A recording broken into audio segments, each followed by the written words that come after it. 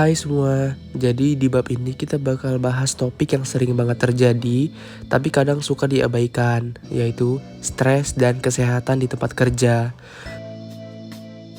Jadi, tujuan pembelajaran kita kali ini, kalian diharapkan bisa mengetahui apa itu stres di lingkungan kerja dan bagaimana hal itu bisa terjadi. Mengetahui sumber-sumber stres dan apa pengaruhnya kepada karyawan, mengerti dampaknya ke kesehatan fisik dan mental, bisa menganalisis konsep work-life balance termasuk konflik dan pengayaan antara kerja dan kehidupan pribadi. Dan terakhir, bisa menilai kebijakan organisasi maupun pendekatan individu untuk menjaga kesejahteraan kerja. Oke, kita masuk ke apa itu stres. Secara umum, stres itu reaksi tubuh dan pikiran ketika seseorang menghadapi tekanan yang terasa melebihi kemampuannya. Contohnya, pas kalian dikejar deadline laporan, kalian mulai merasa tegang, pusing, bahkan susah tidur. Nah, itu dapat dikatakan dengan stres. Jadi, ada 3 istilah penting stres, yaitu yang pertama ada stressor, stress, dan strain.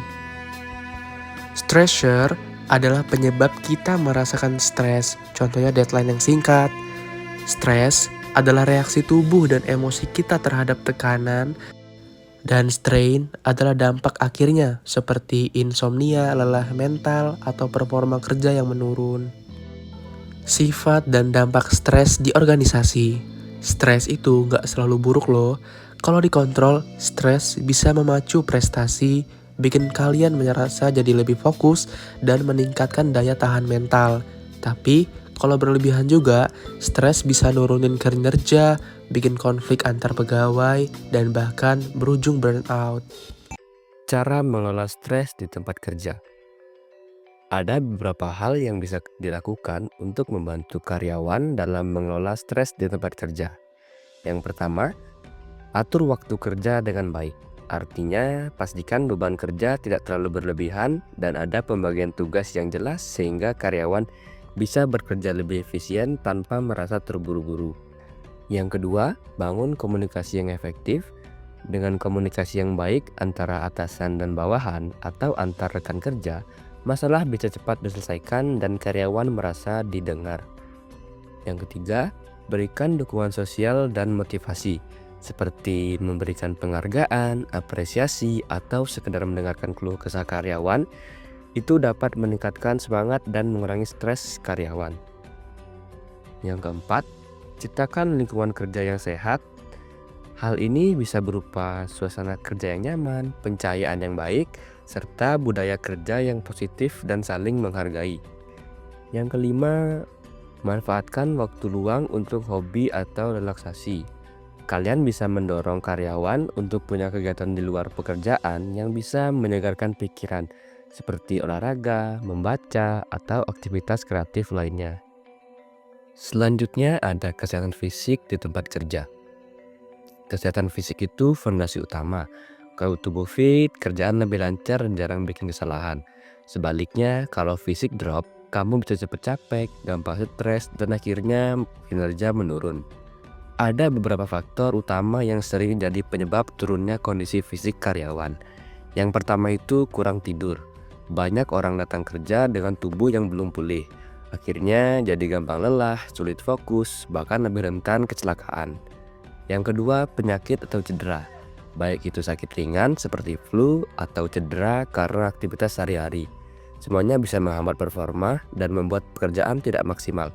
Yang ketiga, gaya hidup yang kurang sehat, misalnya merokok, jarang olahraga, atau pola makan berantakan. Kebiasaan kecil ini dalam jangka panjang bikin stamina turun dan lebih mudah sakit. Yang terakhir, lingkungan kerja yang beresiko tinggi seperti tempat kerja yang bising, berdebu, atau memiliki alat berat. Kondisi seperti ini bisa memengaruhi kesehatan kalau tidak didukung dengan alat pelindung dan prosedur keselamatan yang baik. Intinya itu, menjaga kesehatan fisik itu bukan cuma tanggung jawab pribadi, tapi juga perlu dukungan lingkungan kerja yang aman dan sehat. Selanjutnya, ada 4 teori penting yang menjelaskan bagaimana stres dapat memengaruhi kesehatan seseorang. Yang pertama, teori konservasi sumber daya. Teori ini mengatakan bahwa stres muncul ketika seseorang kehilangan sumber daya yang penting, seperti energi, waktu, uang, atau dukungan sosial. Yang kedua, ada model ketidakseimbangan upah atau hadiah. Stres ini terjadi ketika seseorang sudah bekerja keras, tapi usaha tersebut tidak sebanding dengan hadiah atau penghargaan yang diterima, baik berupa gaji, pengakuan, maupun peluang karir. Yang ketiga, model permintaan kontrol dukungan. Dalam model ini, stres meningkat ketika tuntutan pekerjaan tinggi, tetapi individu tidak punya kendali yang cukup dalam mengatur cara kerja. Namun, adanya dukungan dari rekan dan atasan bisa mengurangi dampak stres tersebut, sehingga kondisi kerja terasa lebih sehat. Yang terakhir, ada model upaya imbalan. Model ini mirip dengan model ketidakseimbangan upaya hadiah, tetapi lebih meningkatkan kepentingan keseimbangan antara usaha yang dikeluarkan dengan imbalan yang diterima. Selanjutnya, work-life balance. Work-life balance adalah kemampuan seseorang untuk menyeimbangkan antara pekerjaan dan kehidupan pribadi. Sekarang, batas antara keduanya makin kabur, apalagi sejak pandemi dan kerja jarak jauh. Ada 2 tipe orang. Yang pertama, integrator yang suka menyampuri urusan kerja dan pribadi. Dan ada segmentor yang suka memisahkan keduanya secara tegas. Contohnya, orang segmentor bakal nolak angkat telepon kerja setelah jam 6 sore, sedangkan integrator bisa kerja sambil ngurus rumah. Selanjutnya ada spillover dan enrichment. Kadang suasana kerja bisa menular ke rumah, itu disebut spillover. Kalau positif bisa bikin hubungan lebih harmonis, tapi kalau negatif bisa bikin konflik. Sebaliknya, work-life enrichment terjadi ketika hal baik di satu sisi justru memperbaiki sisi lainnya. Misalnya, liburan menyenangkan bikin semangat kerja meningkat. Selanjutnya ada work-life conflict. Nah, kalau 2 peran ini saling tabrakan, misalnya kerja lembur bikin waktu keluarga hilang, itu namanya konflik. Biasanya disebabkan oleh beban kerja berat, stres di rumah, atau kurangnya kontrol diri. Solusinya, dukungan dari keluarga dan tempat kerja jadi kunci utama. Kebijakan fleksibel dan dukungan organisasi. Perusahaan bisa bantu lewat jam kerja fleksibel, opsi kerja jarak jauh, fasilitas penitipan anak, acara keluarga, dan olahraga bareng. Selain bikin karyawan lebih bahagia, ini juga ningkatin produktivitas dan loyalitas. Lalu, ada pendekatan individual. Karyawan juga harus ikut aktif ngatur stres lewat manajemen waktu, misalnya pakai to-do list atau kalender digital. Olahraga rutin, latihan resiliensi biar lebih tahan banting, relaksasi dan mindfulness kayak meditasi atau pernapasan dalam. Cari dukungan sosial dari teman atau keluarga. Terakhir, ada pendekatan organisasi. Dari sisi perusahaan, itu bisa membantu dengan desain ulang pekerjaan supaya lebih fleksibel dan bermakna. Terapkan kerja jarak jauh dengan batasan jelas. Sediakan cuti, program kesehatan, dan wellness training. Tujuannya, biar karyawan bisa recharge dan gak gampang burn out.